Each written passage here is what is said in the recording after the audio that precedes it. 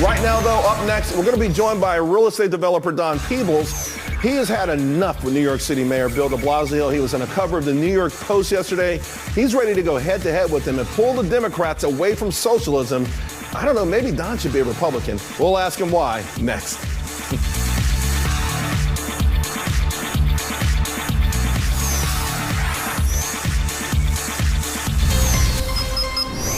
Comrade de Blasio, watch out. Joining me now, Don Peebles, Chairman and CEO of Peebles Corporation, on the cover of the New York Post yesterday and the newspaper again today, in part because you've had some very harsh words for your fellow Democrat, Bill de Blasio, mayor of New York. You say he's anti-business, he's anti-wealth, he's anti-accomplishment, and his performance has not been up to par. In short, that he's failed. Yes, yeah. And it's true.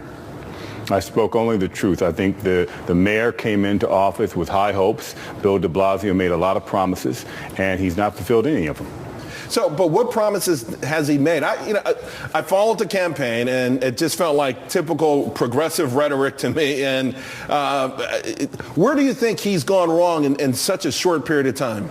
Well, look, I think that the fact that the New York City residents, the vast majority of them, have lost confidence in his ability to lead the city is a major failing on his part. It's impossible to lead the city when people don't think you're competent to lead it. And I think if you want to look at some specific examples, he ran on a campaign of inclusion. He ran on a campaign of giving opportunities to minority and women-owned businesses. And yet, out of the $18 billion of contracts that his government let last year, only 3.9% of those contracts went to minority and women-owned businesses in a city that's 53% female and 65% minority. So that's a failing in itself, and he promised to do that. Well, what do you think happened then? I mean, do you think that was intentional? I mean, listen, he's got a mixed marriage. He's been known to be an activist. I don't know that anyone would say he was racist or prejudiced. Or is it just, what is it? Where does the line come down? Is it just incompetence or indifference? No, look, Bill de Blasio, I think, is a nice person. And I think Bill de Blasio is extremely well-intended. He's just been hired by the residents of New York for a job he's not capable of doing. He's not qualified to run the city of New York. But you did support him, though. I did. You put money into his campaign? I did support him because I thought that he would at least recognize his own limitations and do what he said, which was to bring talented, qualified people in to run the government. Was he diverted, Don? I mean, some of the stuff that he got embroiled in the beginning, like the carrot to horses, wanted to take the horse carriages off the street. He declared war on them. And then, of course, he declared war on the police department, at least it felt like it, which was a much bigger issue. And we should point out, crime has gone through the roof, and people are starting to worry that the good old days of the 70s and 80s are coming back. Well, look, I think, the mayor's orientation and his whole approach to government is from the 1970s, 1980s. And here we are in 2015, in the 21st century, and his programs and his policies are out of date. The fact that he would, with a city as complicated, facing the numerous challenges that the city faces, that he would actually spend his political capital and time to challenge Uber, to move horse and buggies out of Central Park, to offend the police department, makes no sense to me. The reality is that there are bigger priorities that he should be dealing with. Affordable housing. He talks about affordable housing, but yet he's not able to deliver any affordable housing, and he's taking credit for what Michael Bloomberg did and left him. So Michael Bloomberg left him a pipeline of affordable housing units, and he's taking credit for that. In terms of what he's initiated, his government's initiated, it's zero. Don, what's the difference then from the model, from the progressive or Democratic model from the 70s and 80s and now? What's the adjustment that the party should be making? Not only Bill de Blasio, but let's face it, it feels like the entire party on a national level moving toward the left. Hillary Clinton's moving toward the left. Bernie Sanders is obviously on the left. Elizabeth Warren. Why are they still so attracted to that part of that business model or that political model? Well, I think because in some regards it served them in the past. It's been effective in the past. But if you look at Bill de Blasio's approach to the minority community, this is a city that's majority minority, and yet he approaches us in a paternalistic manner. The reality is... But you know what? I hate to say it. I feel like liberals have always done that.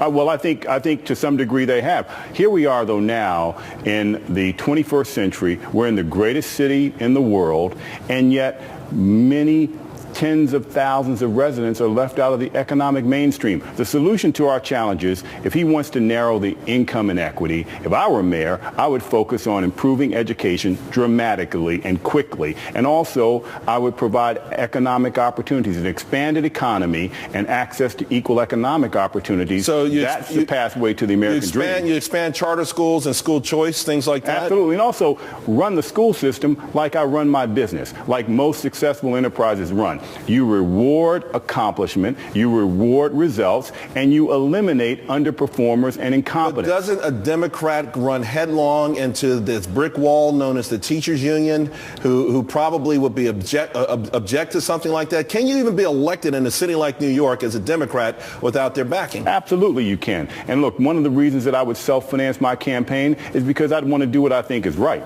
And what I think is right, I can't look young people and their parents in the eye and say, give me 5 years, give me 10 years to fix this mess, and you're going to miss out. You're going to have a subpar education, but I want you to stay in this system because I need to protect these jobs. New York Post says pegs your wealth at about $700 million.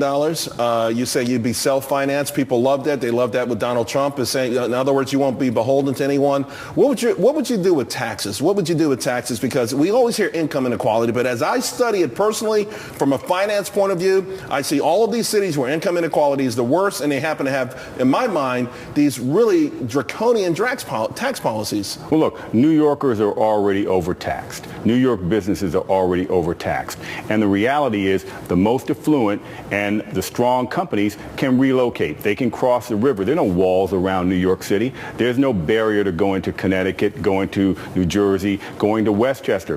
What I find the most troubling is that these policies, in fact, for example, affordable housing and the absurd cost of housing for New York residents forces people who are committed to the city to make the hard choice that they have to move to Westchester, they have to move to Long Island, New Jersey, Connecticut, right, in order to afford housing or to provide a good education, right, for their kids. I think we're at like 55% of people's income going to rent, which means you're getting trapped. You'll never be able to get out of this rent hole and own your own home if you ever decide to come here and live here for an extended period of time. All right, real quick before we finish the segment. So are you going to run? I mean, are you just teasing us a little bit? Because in today's paper, everyone is saying, please run for mayor. Are you going to do it? I'm going to give it very strong consideration. In fact, look, many people I respect and admire, both in politics, business, and community activists, are asking me and encouraging me to announce now. I want to engage in more of a discussion with New Yorkers, and I'm going to do that over the next few months. And then ultimately, if I choose to run for mayor, then I would announce sometime within the next year or so. But I would get engaged, and I plan to be engaged now. And also, there's no real voice out here holding this man accountable for anything other than the media is doing it, the polling numbers are showing it, and all I'm doing is saying what the average New Yorker is saying and expressing in these polls, and I intend to hold him accountable. Right. Don, I want you to come back later because we're going to talk about American cities on fire. We saw St. Louis, we saw last night, Baltimore. You know, the list goes on and on and on. New York, who knows, could go up in the flames, you know, because of all the pent-up stuff that's happening. Hey, American cities, though, in the meantime, are on fire. This was the scene yesterday in St. Louis. Police clashing with officers in riot gear. Another deadly police shooting involving a police officer who returned fire on a young man. Then, of course, there's Newark, New Jersey. An article yesterday saying shootings there are up 45%. And the reason, well, they say it's fewer police and more drug trafficking. So what exactly is going on? What's happening to our cities, and how can we solve these problems? Joining us now, Erin Ehrlich. She's a trial attorney in Newark. Back with us, Angela McGlowan and Don Peebles. Don, you criticize Bill de Blasio's relationship with the NYPD. As mayor of New York, what would you do to repair it, and how would that work with respect to the community? Well, look, first of all, the 34,000 men and women in uniform who are sworn to protect and serve the residents of New York City go to work every day. The vast majority of them go to work every day looking to preserve safety of this community, and they go there to do a good job. There's some bad apples in there, and of course we have to deal with them, identify them, and when they surface. So what you're saying is you would pat them on the back, you say, listen, I believe in you, I trust you, I know you're doing an amazing job. You wouldn't make them public enemy number one. No, but I also also recognize that there has been a very strained relationship between African American young men and the police department, and we'd have to work on how do we bridge that gap. A big part of it is the lost opportunity and lack of opportunity that African American men in urban America have in terms of economic opportunity. Aaron, you're in Newark. I saw this yesterday. I thought about you. What's going on?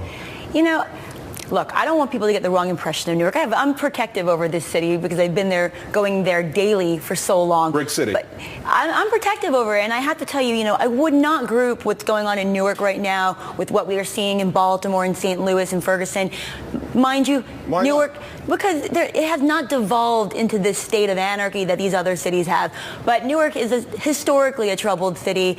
Its residents are ingratiated in this cycle, this never-ending cycle of violence, poverty, disdain for authority.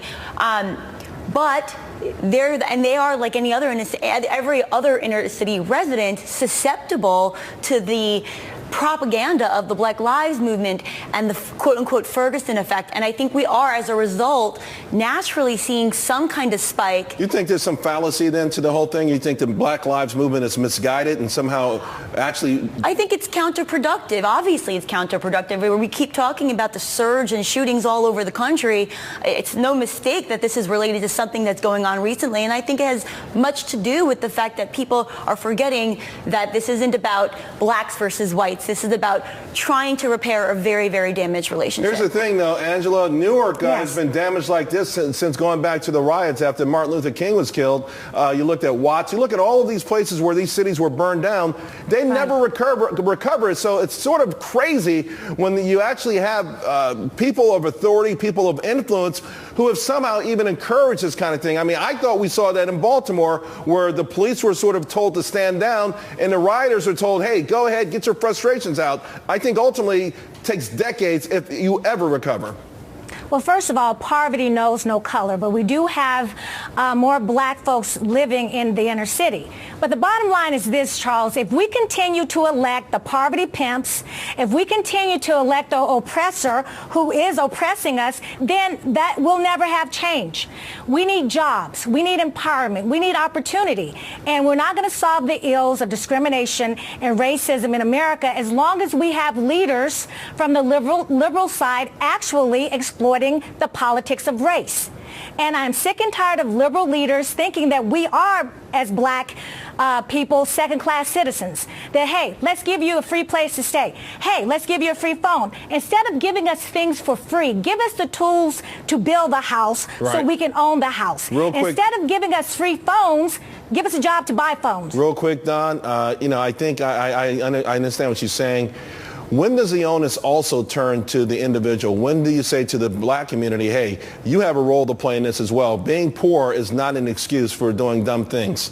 Well, that happens when we as a society deliver on the basic premise of American citizenship, access to the American dream, access to a good quality education, access to economic opportunity. And what the Black Lives Movement is about, it's not just about the violence that's taking place between African Americans and the police department. What it is, it's about the lives and the opportunities that African Americans have. You know what the problem, though, and I'm getting a rap signal that I hate, though, is that when 41 people were shot in Chicago on the weekend, including 2 young black people murdered, Black Lives Matter never shows up. I never see one billboard, one protest. They only stoke this anger when it's white-black, and I think that makes it an illegitimate organization. Well, these communities these communities that are experiencing this violence have a common thread. They're economically depressed. There's no access to economic opportunity. But even in Newark, when they're trying, even the Prudential Center was put in there in 2007 with the intent of creating business opportunities, but the problem is the violence is still going on. That mall in Baltimore that was burned down was put there for the same reason. All right, guys, you were fantastic. I really wish we had more time.